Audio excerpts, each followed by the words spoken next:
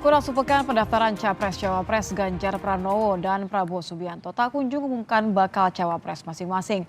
Lalu bagaimana strategi last minute dan saling intip keduanya? Selengkapnya dalam ulasan Istana bersama jurnalis Kompas TV Friska Clarissa.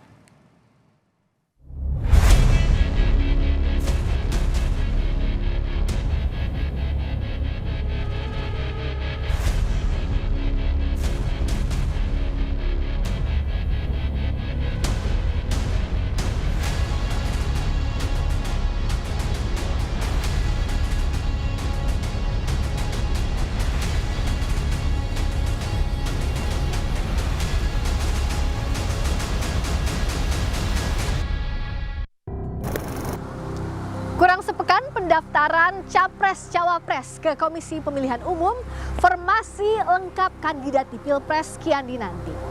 Setelah Anies Muhaimin memutuskan berpasangan di Pilpres nanti, kemana pilihan Ganjar dan Prabowo akan berlabuh?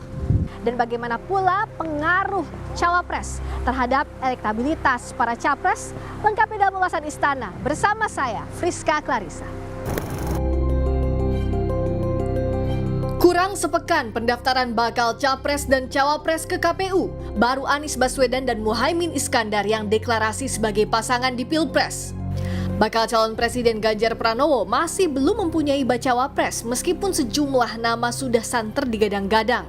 Begitu pula Prabowo Subianto terus mengkalkulasi nama-nama cawapres pendamping termasuk potensinya untuk memperbesar peluang.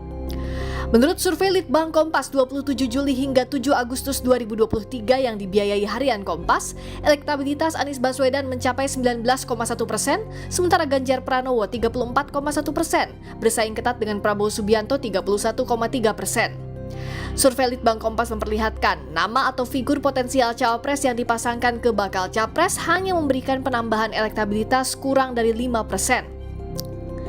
Litbang Kompas mencatat elektabilitas Anies naik menjadi sekitar 19,4 hingga 21,6%, sementara elektabilitas Ganjar naik menjadi 32,5 hingga 34,8%. Untuk Prabowo Subianto, siapapun bakal cawapresnya, kenaikan elektabilitas Prabowo berkisar 32,2% hingga 35,9%. Meskipun diprediksi tak berikan lonjakan elektoral signifikan, namun di tengah ketatnya persaingan, salah pilih bakal cawapres bisa berisiko kalah suara. Kita juga memotret hal yang kurang lebih sama ya Mbak. Dalam artian memang Pilpres nanti itu sangat kompetitif, bahkan survei kita menunjukkan dalam 2 survei terakhir itu kan criss-cross ya antara Pak Prabowo dengan Pak Ganjar. Artinya memang kedua calon presiden ini masih running nih, masih sama-sama panas dalam artian ya. Nah, disinilah sosok cawapres itu menjadi penting gitu. Ketika memang tadi ya, ketika kita temukan kalau salah satu sosok itu dia salah memilih cawapres, bisa saja elektabilitasnya menurun dan akhirnya kalah lah dalam. Nama wali kota Solo yang juga putra sulung Jokowi, Gibran Rakabuming Raka, disebut-sebut masuk dalam salah satu nama bacawa pres pendamping Prabowo Subianto. Isu Gibran menjadi bacawa pres Prabowo bergulir di tengah menunggu putusan MK soal batas usia minimal capres-cawapres. Nama Gibran dibawa dalam rapat bersama dengan partai-partai koalisi Indonesia Maju. Bicarakan bersama-sama dengan partai koalisi, tentu saja supaya keputusan ini menjadi keputusan bersama, termasuk nama Mas Gibran dan nama-nama lain nanti oleh Pak Prabowo akan diajukan di atas meja untuk dibicarakan bersama-sama. Gibran terang-terangan mengakui sudah beberapa kali dipinang Prabowo jadi bakal calon wakil presidennya. Gibran bilang ia tak cukup umur dan sudah melaporkan pinangan itu kepada elit PDIP. Udah tahu, beliau udah minta berkali-kali. Dan sudah saya laporkan ke pimpinan, ke Pak Sekjen, ke Mbak Puan dan lain-lain. Jawabannya, umurnya tidak cukup. JMK kan sedang berproses juga. Ditunggu aja. Sementara bakal capres Ganjar Pranowo menyebut sejumlah nama tokoh masih berpeluang menjadi bakal cawapresnya. Namun Ganjar juga mengakui dirinya dekat dengan Menko Polhukam Mahfud MD. Lama sekali saya dari Jogja bareng, di DPR bareng, kami komunikasi intens ya. Apakah itu menjadi salah satu indikator untuk dekat menjadi cawapres nanti, Pak? Pokoknya kalau sudah silaturahmi jangan terputus.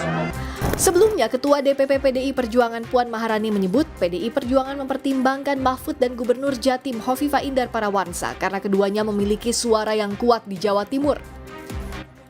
Kan Pak Mahfud dan Mbak Hovifah itu memang dari Jawa Timur kan, jadi memang mempunyai ceruk suara masing-masing. Pulau Jawa merupakan wilayah dengan jumlah populasi terbesar di Indonesia yang dianggap sebagai kunci kemenangan bagi para kandidat. Berdasarkan daftar pemilih tetap DPT untuk pemilu 2024, jumlah orang yang punya hak pilih di Pulau Jawa tercatat sebesar 56,3%, artinya melebihi setengah populasi pemilih di seluruh Indonesia. Berdasarkan survei Litbang Kompas yang dibiayai Harian Kompas pada 27 Juli hingga 7 Agustus lalu, di Banten, Prabowo 34,2%, Ganjar 21,9%, dan Anies 19,2%. Di DKI Jakarta, Anies Baswedan 32,5%, Ganjar Pranowo 22,5%, dan Prabowo Subianto 12,5%. Sementara Jawa Barat, Prabowo 24,7%, Ganjar 18,2%, dan Anies 13%. Berikutnya di Jawa Tengah, Ganjar 49,2%, Prabowo 14,1%, dan Anies 1,6%. Di daerah istimewa Yogyakarta, Ganjar 47,1%, disusul Prabowo 17,6%, dan Anies 5,9%. Beranjak ke Jawa Timur, Ganjar 33,3%, Prabowo 21,1%, dan Anies 10,3%. Selain faktor kewilayahan, Direktur Eksekutif Poltreking Indonesia Hanta Yuda melihat ada sejumlah alasan Ganjar dan Prabowo masih saling intip nama cawapres, termasuk arah dukungan Presiden Joko Widodo untuk para kandidat.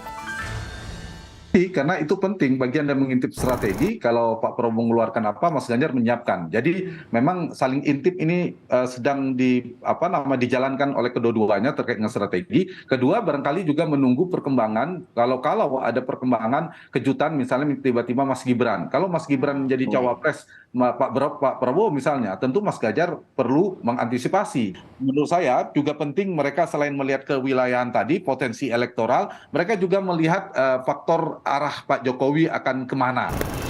Hati-hati menggait sosok cawapres jadi strategi para calon presiden. Karena di tengah ketatnya kontestasi, tak cermat memilih bisa jadi bumerang dan penghambat meraih posisi pemenang. Rizka Clarissa, Ganjar Febrian, Kompas TV, Jakarta.